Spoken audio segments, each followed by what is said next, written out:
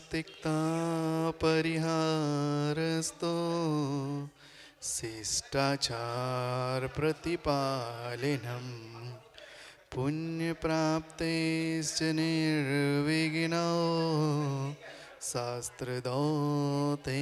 संस्तुते। बोलिए पंच परमेष्ठी भगवान की, आचार्य भगवान विश्व सागर जी महाराज की, परम पूज्य मुनि श्री सुप्रभ सागर जी महाराज की, परम पूज्य मुनि श्री प्रणत सागर जी महाराज की जय। जनन बंधु, आप और हम सभी आज एकत्रित हुए हैं सम्यक समाधान के वह अद्भुत कार्यक्रम में जो विश्वप्रिय है। विश्वप्रिय होने का एक ही कारण है कि परम पूज्य मुनि श्री सुप्रभ सागर जी महाराज देते हैं आपके समीचीन विकल्प का सम्यक समाधान, वो भी बड़ी ही सरलतापूर्वक और आगम के अनुसार। जो भी आपके पास सम्यक समाधान के लिए जो भी विकल्प रहता है वो आप परम पूज्य मुनि श्री के समक्ष रख सकते हैं और आप अपने समीचीन विकल्प का सम्यक समाधान प्राप्त कर सकते हैं। आपका वह प्रश्न धार्मिक हो या लौकिक क्षेत्र का हो, कोई भी आप विकल्प रख सकते हैं और आप सम्यक समाधान प्राप्त कर सकते हैं। ज़्यादा विलंब न करते हुए परम पूज्य मुनि श्री सुप्रभ सागर जी महाराज के चरणों में वंदन करते हुए बारंबार अनुमोदना करते हैं कि इस कार्यक्रम को आगे बढ़ाने के लिए नमोस्तु भगवान, नमोस्तु भगवान, नमोस्तु भगवान। ओम नमः सिद्धेभ्य। राजीमतिया प्रविहाय मोक्षे स्थितिं चकारा पुनिरागमाया सर्वेषु जीवेषु दया ददान तं नेमिनाथं प्रणमामि भक्त्या दम नेमिनाथं प्रणमामि भक्त्या। पंच परमेष्ठी भगवान की, परम पूज्य आचार्य भगवंत गुरुवर विशुद्ध सागर जी मुनि महाराज जी की, परम पूज्य मुनि श्री सुप्रभ सागर जी महाराज जी की।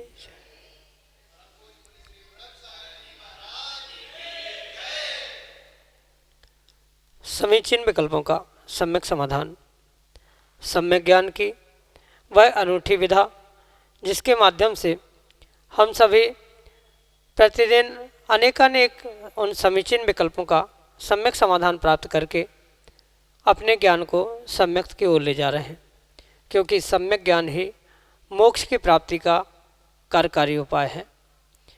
ज्ञान सम्यक्त है तो वही हमें दर्शन और चारित्र की विशुद्धि की प्राप्ति के उपाय बनता है। ऐसा वह मोक्ष को प्राप्त कराने वाला शाश्वत सुख की प्राप्ति का एकमात्र कार्यकारी उपाय, जो कि हम सभी प्रतिदिन आगम के परिप्रेक्ष्य में परम पूज्य मुनि श्री सुप्रभ सागर जी महाराज के मुखारविंद से प्राप्त कर रहे हैं। प्रारंभ करते हैं आज का सम्यक समाधान। और आज का पहला विकल्प अमरावती महाराष्ट्र से सुदर्शन गुलालकरी परम पूज्य मुनि श्री के श्री चरणों में कोटि कोटि नमोस्तु निवेदित करते हुए अपना समीचीन विकल्प रख रहे हैं कि महाराज जी, मनुष्य गति और देव गति में से कौन सी गति अच्छी है। देव गति में संयम नहीं है, फिर भी श्रावक को देव गति ठीक लगती है, ऐसा क्यों। हमारे समीचीन विकल्प का सम्यक समाधान करने की अनुकंपा करें। नमोस्तु महाराज जी, नमोस्तु। ओम नमः सिद्धम। परम पूज्य आचार्य भगवान गुरुवर विशुद्ध सागर जी महाराज की।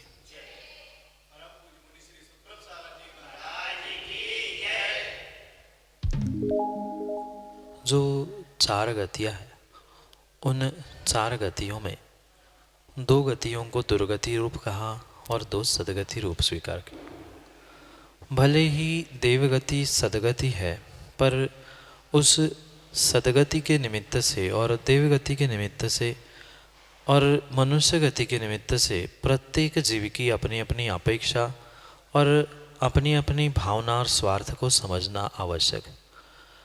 जिन जीवों को भोग उपभोग आदि के साधन अच्छे लगते हैं, उनके लिए वह देवगति अच्छी या सदगति रूप स्वीकार करी जाती है या कही जाती है। पर वही अगर संयम की अपेक्षा से कोई उत्कृष्ट गति है, संयम को धारण कराने के लिए निमित्त संयम को दिलाने वाली कोई गति है, तो वह परिपूर्ण रूप से मनुष्य गति ही है। क्योंकि इस संसार में मनुष्य गति के अलावा अन्य किसी भी गति के माध्यम से या अन्य कोई भी गति ऐसी नहीं है जो कि मनुष्यों को या जीवों को संयम दिलाने वाली। ये एकमात्र संयम को देने वाली, संयम प्राप्त करते हुए अणुव्रत महाव्रतों को देते हुए निर्वाण तक को देने वाली अगर कहीं उत्कृष्ट गति है तो उसका नाम मनुष्य गति। पर वहीं पर अगर भोगोपभोग का निमित्त समझे तो भोगोपभोग के लिए अगर कोई निमित्त भूत गति है जो कि सुख सुविधाओं को देने वाली है तो उसका नाम देवगति है। इसलिए अपेक्षा जैसी जिनकी जैसी मान्यता है, जिसको जो जैसा पसंद है उस पसंद के अनुसार उन गतियों को वह जीव अच्छा कहता है। पर आगम के परिप्रेक्ष्य में अगर इस संसार से चतुर गतियों से निकालने के लिए कोई उत्कृष्ट गति है, सर्वोत्तम गति है, तो उसका नाम है मनुष्य गति। क्योंकि मनुष्य बने बिना कभी भी निर्ग्रंथ मुनिराज नहीं बना जाता और निर्ग्रंथ मुनिराज बने बिना किसी भी प्रकार से भगवान नहीं बना जाता। आत्मा से परमात्मा बनने की अगर कहीं विधा, कहीं कला प्राप्त होती है तो वह मात्र और मात्र मनुष्य गति में ही होती है, अन्य तीनों गति में नहीं होती। दो तो गतियों का सवाल ही नहीं उठता। वह त्रियंश गति के दुख सबको पता है, नरक गति के भी दुख सबको पता है। स्वर्गों में भले ही दुख शारीरिक रूप से दिखने में नहीं आते, पर स्वर्गों में भी मानसिक दुख है और वहाँ पर संयम प्राप्त करने की शक्ति किसी भी प्रकार से नहीं होने के कारण से संयम की अपेक्षा से मनुष्य गति श्रेष्ठ है और भोगोपभोग सामग्री आदि के निमित्त से वह देवगति अच्छी कही जाती। पर सभी में, चारों गतियों में श्रेष्ठ गति अगर कुछ है जो एक आत्मा को परमात्मा बनाने के लिए निमित्त है तो वह मनुष्य गति है। इसलिए मनुष्य गति ही सभी गतियों में श्रेष्ठ गति, उत्कृष्ट गति, सर्वोत्तम गति कही गई है। यही आपके लिए सम्यक समाधान।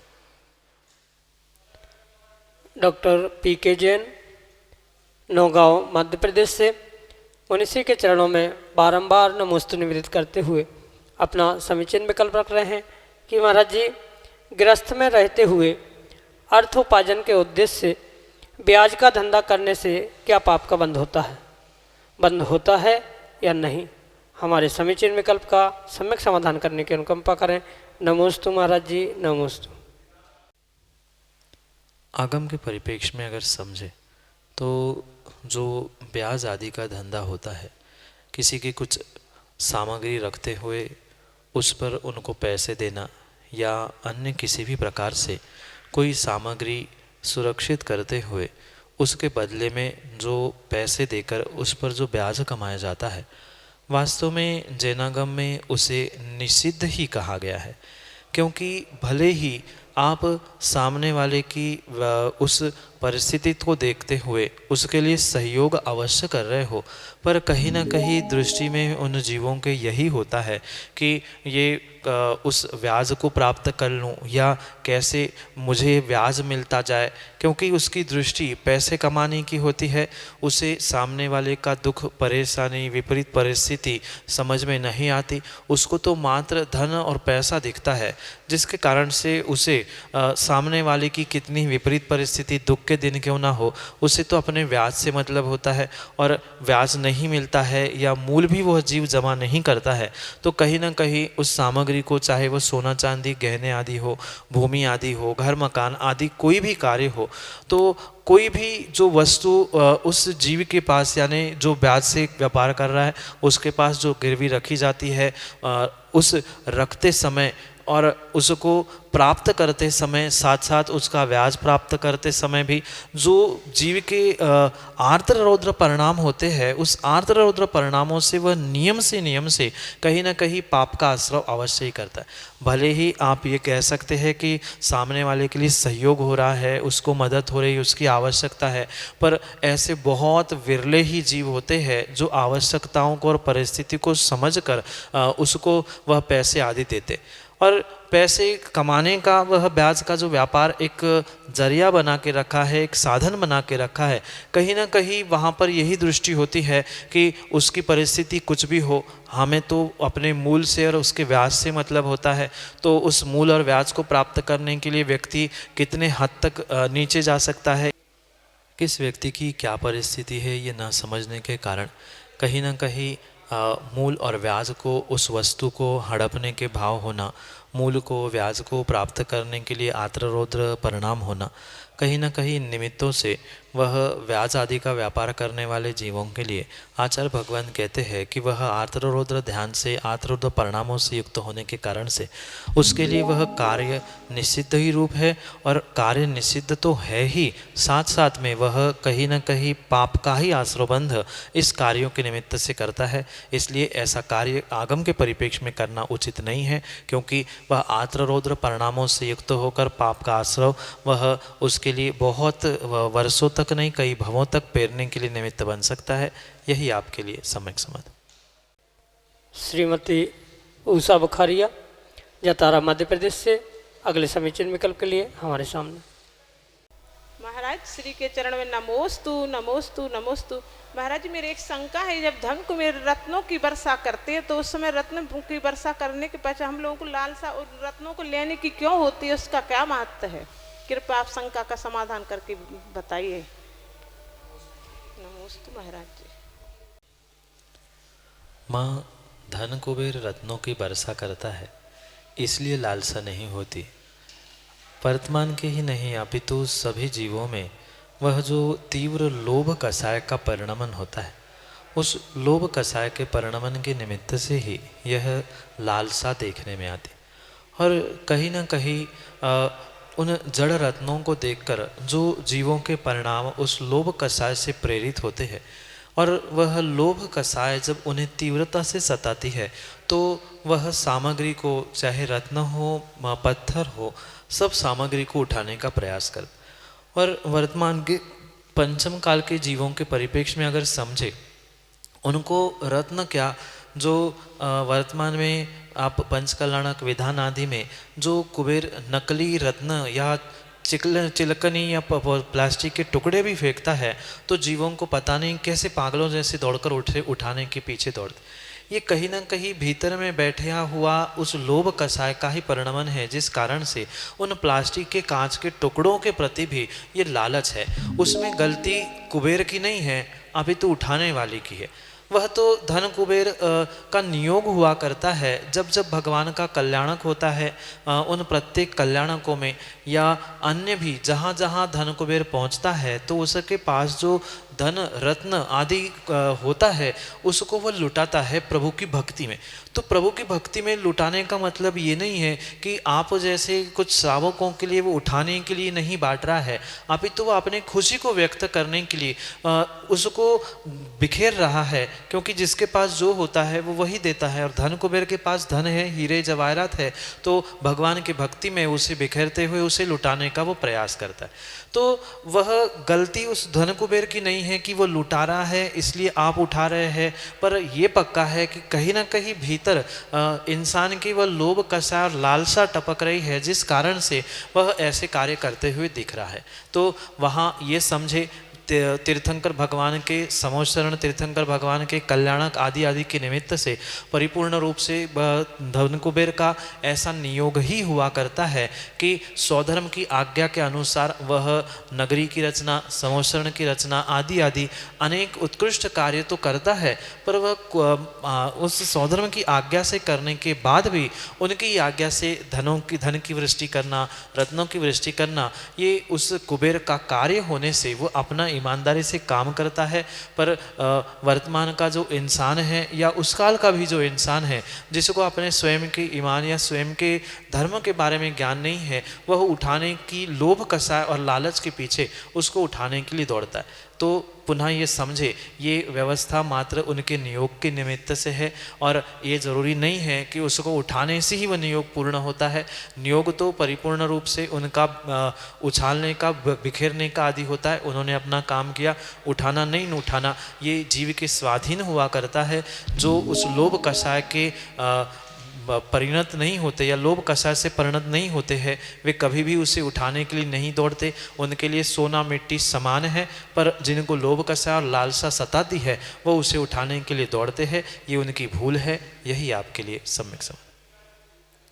संयम जैन चंदेरा मध्य प्रदेश से अगले समीचीन विकल्प के साथ हमारे सामने। सर्वप्रथम मेरे और मेरे परिवार की ओर से महाराज श्री के चरणों में बारंबार नमोस्तु नमोस्तु नमोस्तु। महाराज श्री, मेरा प्रश्न यह है कि बहुत से लोग धार्मिक कार्यक्रम में बड़ी बड़ी बोलियां तो ले लेते हैं, लेकिन वह राशि जमा नहीं करते, तो उन्हें कौन सा दोष लगता है? नमोस्तु महाराज। भावुकता के वश जो जीव कार्यक्रमों में, किसी आयोजनों में बहुत बड़ी बड़ी बोली लेकर उसकी धनराशि जमा नहीं करते, परिपूर्ण रूप से वह कहीं न कहीं तीव्र पाप का ही आश्रय करते। और उस पाप को आचार्य भगवंत कहते हैं कि वह जीव उन निर्माल्य के द्रव्य का सेवन करते। और ये भी स्पष्ट है कि जो मन वचन काय से देवशास्त्र गुरु के लिए समर्पित किया जाता है, वह तत्क्षण से उन जीवों के लिए निर्माल्य ही हुआ करता।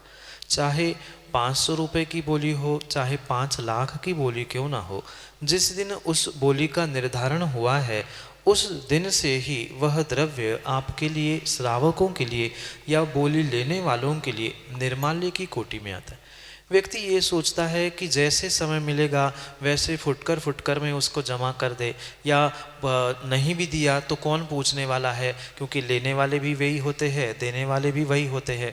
तो कई स्थानों पे ऐसा देखने में आता है, पर ये बहुत बड़ी भूल वे जीव करते हैं जो कि ऐसे द्रव्य को, धन संपत्ति को अपने घर में रखते हुए स्वयं भी निर्माल्य के दोष से दोषित हो रहे हैं और साथ में पूरे परिवार, पूरे कुटुंबीजनों को भी उस निर्माल्य के दोष के साथ जोड़ रहे हैं।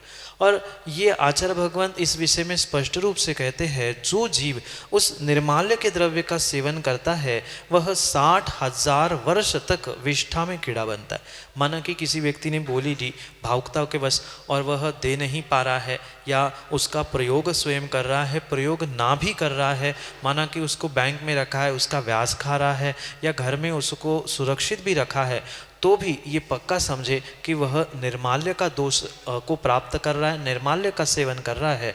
और पुनः कह दूँ, निर्माल्य का सेवन करना यानी 60,000 वर्ष तक विष्ठा में, यानी जो पेट का मल होता है उसमें कीड़ा बनने की व्यवस्था वह स्वयं के लिए ही करता है। साथ में आचार्य भगवान ये भी कहते हैं, अगर पिता ने दान बोला है, किसी बोली ली है और उस पैसे का प्रयोग बेटा कर रहा है, तो एक बहन के साथ, भगिनी के साथ जो व्यभिचार करने का पाप लगता है, बिल्कुल वही पाप पिता ने बोले हुए दान का अगर बेटा उपभोग करता है तो वह उसके लिए उस भगिनी का या उस बहन का उपभोग करने का पाप लगता है। इसलिए ये परिपूर्ण रूप से पाप का ही आश्रय करने वाला कार्य होने से ऐसे कार्यों से बचते हुए ही जीवों को अपनी शक्ति, अपनी युक्ति, अपनी बुद्धि और विवेक का प्रयोग करते हुए दान बोलना चाहिए और यथासंभव जल्दी से जल्दी उसको मंदिर आदि में जमा भी करना चाहिए। अन्यथा वह निर्माल्य का दोष प्राप्त करते हुए 60,000 वर्ष तक विष्ठा में कीड़ा बनते हुए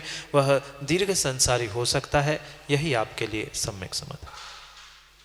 अगले समीचीन विकल्प के लिए जतारा मध्य प्रदेश से हमारे सामने हैं राजू जैन सिंगई अपने समीचीन विकल्प के साथ। नमोस्तु महाराज जी। नमोस्तु महाराज जी, मेरी एक जिज्ञासा है।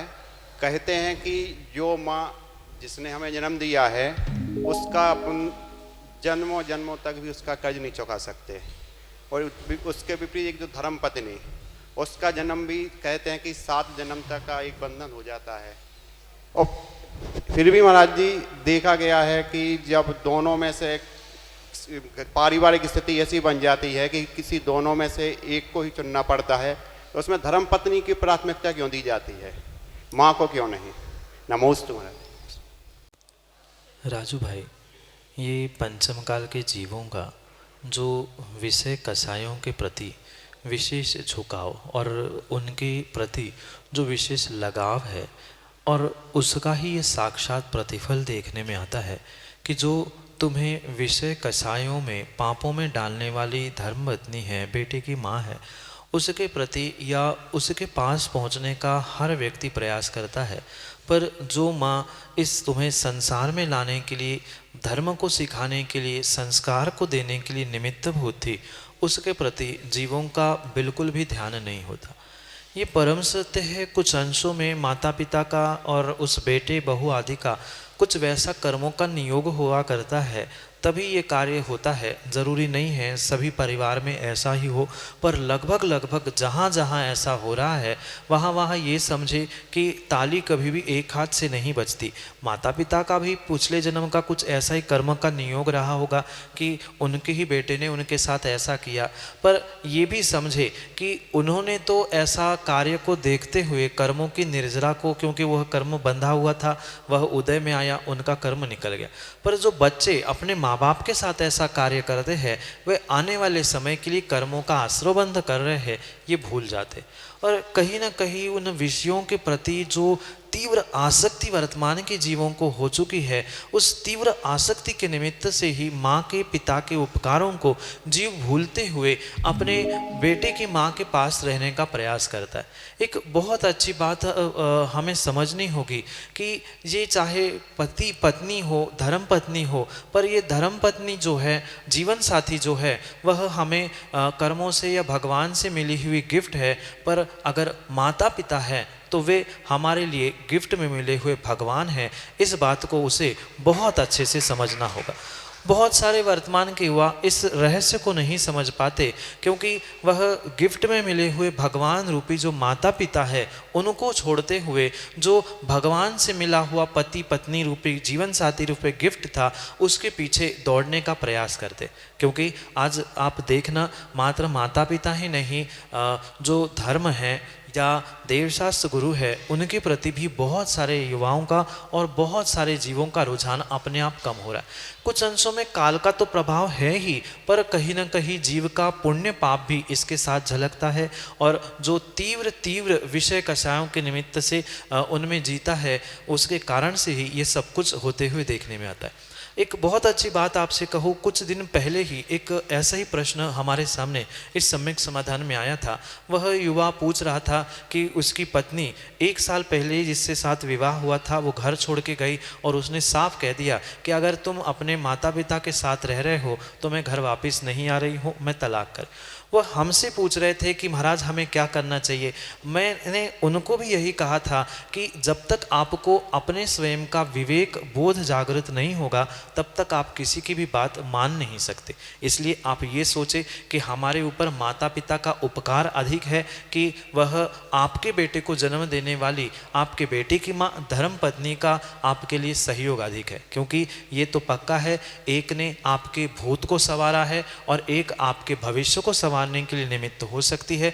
दोनों का भी हम ऐसा व्यवस्थित बैलेंस बनाएं जिससे हमारा भूत भी खराब ना हो और हमारा भविष्य भी खराब ना हो। ऐसा सम्यक निर्णय करते हुए दोनों को एक साथ ले जाने का पुरुषार्थ करे तो वह अवश्य ही कार्य हो सकता है। और मुझे विश्वास है, अगर पति देव में अगर ताकत है, उसमें धर्म के संस्कार है, तो वो दोनों को भी बहुत अच्छे से समझाते हुए संभालते हुए एक घर में एक मकान में ही दोनों को रख सकता है। पर आवश्यकता उस पति की और पत्नी की दोनों की समझदारी की है। जितनी समझदारी दोनों में होगी, जितने धर्म के संस्कार उन दोनों में होंगे, उतना ही वो उत्कृष्ट कार्य करेंगे। इसलिए पुनः ये अवश्य ध्यान रखें कि हमें गिफ्ट भगवान से मिली हुई गिफ्ट प्यारी है कि गिफ्ट में मिले हुए भगवान प्यारे हैं, उसका निर्णय करते हुए हम जीवन में उन्नति का मार्ग खोजें। यही आपके लिए सम्यक समाधान। भानुजन गौर झामर मध्य प्रदेश से अगले समीचीन विकल्प के लिए हमारे सामने। गुरुदेव के चरणों में बारंबार नमोस्तु नमोस्तु नमोस्तु। गुरुदेव, एक शंका है कि सामायिक प्रतिदिन मुनिराज करते हैं, आप लोग करते हैं, तो हमें देखकर हमें भी यह भाव हुए कि हम भी सामायिक करें। तो कृपया कर आगे मार्गदर्शन बताएं कि सामायिक क्यों करते हैं, किस समय करनी चाहिए और सामायिक में क्या क्या पढ़ते हैं। नमोस्तु भगवान, नमोस्तु भगवान, नमोस्तु भगवान। ममता तजना समता भजना यही सामायिक है। आर्द्र रौद्र परित्याग तद्धि सामायिकम मतम। जो आर्द्र रौद्र ध्यान रूपी जो परिणाम चल रहे हैं, जिसे सामान्य भाषा में ममता, राग, प्रेम या कषाय कहा जा सकता है, ऐसे उन परिणामों का त्याग करते हुए जो समता परिणाम है यानी राग द्वेष से रहित परिणाम है, उसको ही वास्तविकता में सामायिक कहा।